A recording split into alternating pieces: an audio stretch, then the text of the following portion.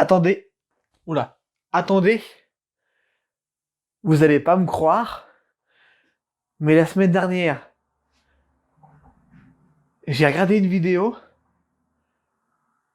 et d'un coup, une femme est sortie de mon écran pour m'emmener dans un puits. Elle m'a trompé. Je suis trompé. Bon bah, je vais me changer. Je vous laisse la vidéo. Où sont passées mes lunettes?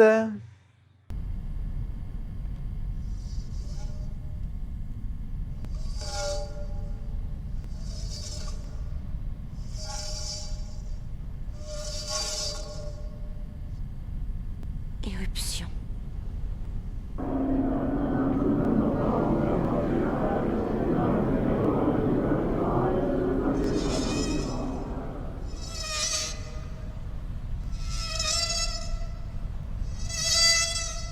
Sada.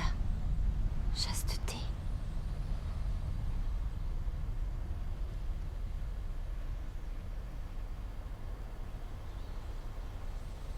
Bonjour tout le monde. Bienvenue sur Kill Dead. Je m'appelle Emric et aujourd'hui on va compter les morts de Ringo.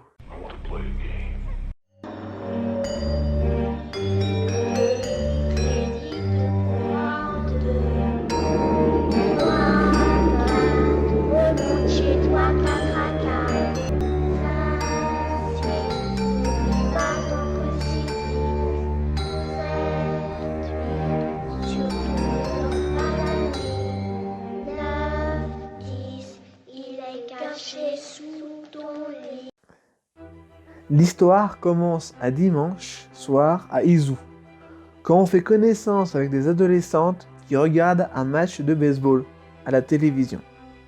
Elles discutent sur le fait qu'un enfant voulut jouer mais ne voulant pas rater son émission préférée, il décida de l'enregistrer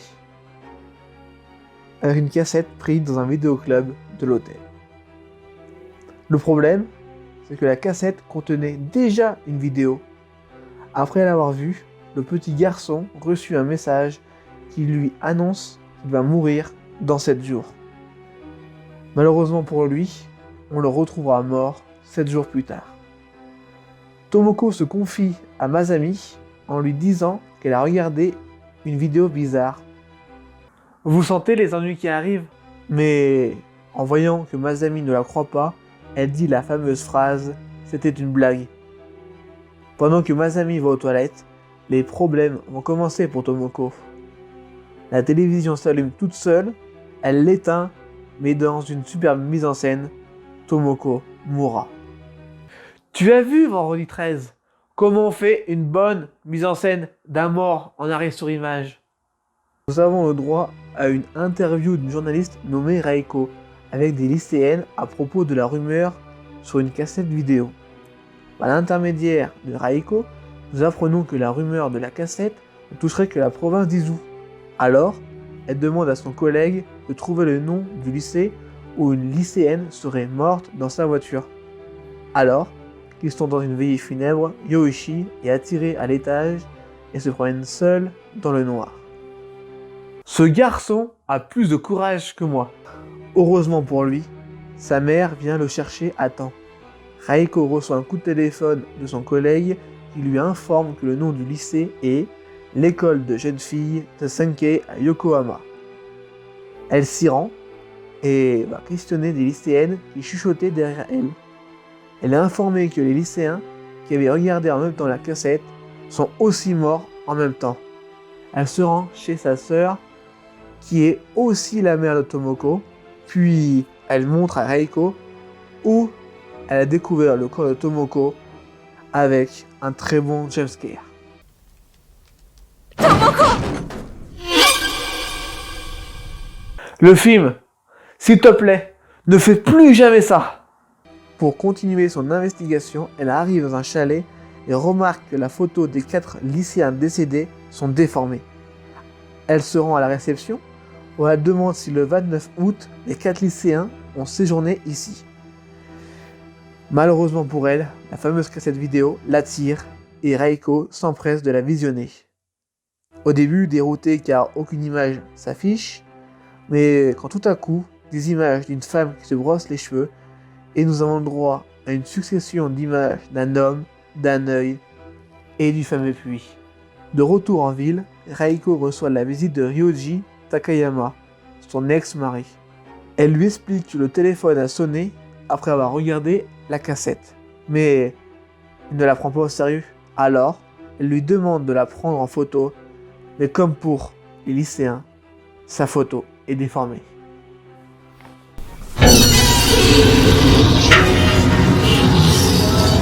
Vous aussi, vous avez eu peur.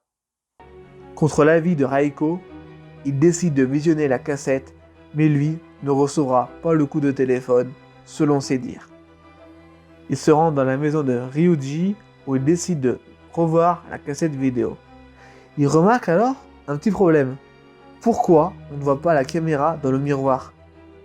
Alors qu'ils sont en pleine discussion, ils sont interrompus par Mei Takano, une élève de Ryuji, qui entre dans la pièce.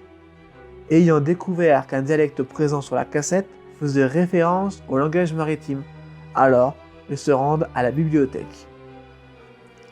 Dans cette même bibliothèque, Reiko remarque un article sur une femme qui avait prédit une éruption volcanique sur l'île de Shima.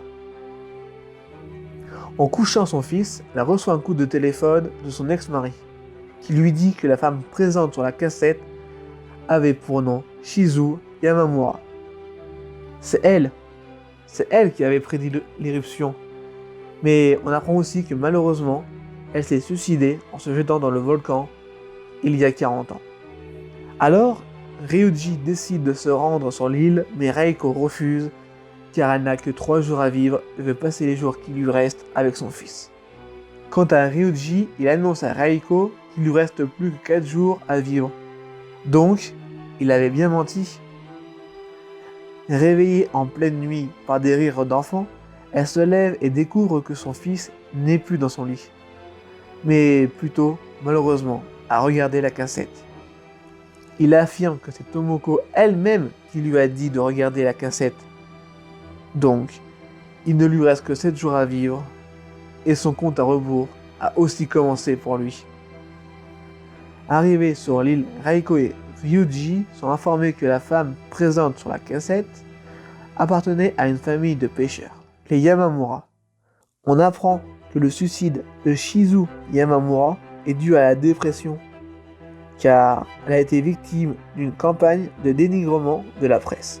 Ah mais oui, j'ai oublié. Désolé pour la prononciation des noms japonais. Les journalistes l'avaient encensé quand elle avait prédit l'éruption, mais par la suite, ils l'ont démoli. On apprend aussi que Shizu a une fille. C'est elle qu'on voit sur la cassette. Pendant le dîner, Ryuji informe à Reiko que la copine de Tomoko, Masami, a fini à l'hôpital psychiatrique et il a peur de devenir fou. Maintenant, après une discussion sur une plage, nous avons le droit à un flashback du fameux test qui a fait subir le professeur Ikuma à Shizu. Alors que ce test se passe comme prévu, les journalistes l'insultent, ce qui crée un brouhaha. Mais tout d'un coup, un journaliste s'effondre et meurt.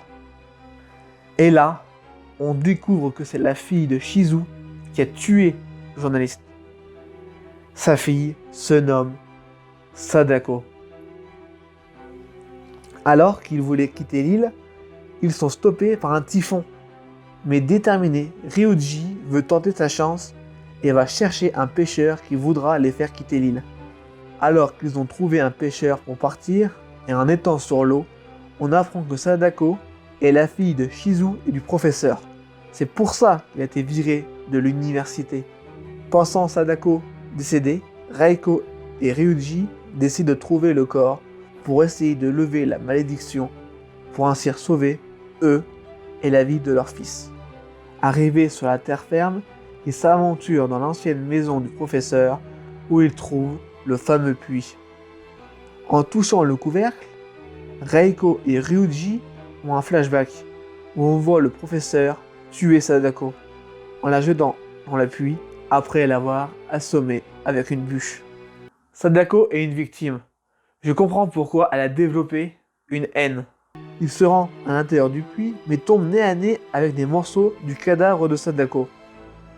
Ayant fait le chemin inverse, Reiko tombe sur le squelette de Sadako et décide de l'enlacer. Mais en même temps, Ryuji annonce à Reiko qu'ils ont réussi, car ils ont dépassé le temps imparti qu'avait Reiko avant de mourir. La séquence finale, qui est pour moi une des scènes les plus flippantes que j'ai vues, avec une superbe mise en scène, commence quand la télé se met en route toute seule et que Ryuji, surpris, car il pense avoir brisé la malédiction. Nous apercevons Sadako sortir du puits, marcher vers la télé, puis sortir de l'écran. Paniqué, Ryuji tente de s'enfuir, mais en vain, car Sadako le tue d'un regard perçant. On apprend que la malédiction se brise quand on fait une copie de la cassette et qu'on la montre à une autre personne qui devra faire la même chose pour survivre. L'histoire se termine quand Reiko prend son magnétoscope et la copie de la cassette et part sur la route. Maintenant, passons au récap.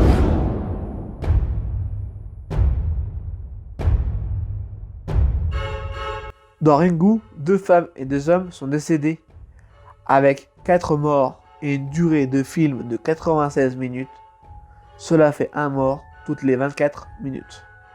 Avec ce résultat, Ringu se place en première place dans la catégorie esprit. C'est fini aujourd'hui de compter les morts de Ringu. La semaine prochaine, on comptera les morts du remake de La colline à des yeux, car vous l'avez choisi. Ouvrez votre esprit, soyez curieux. À la prochaine.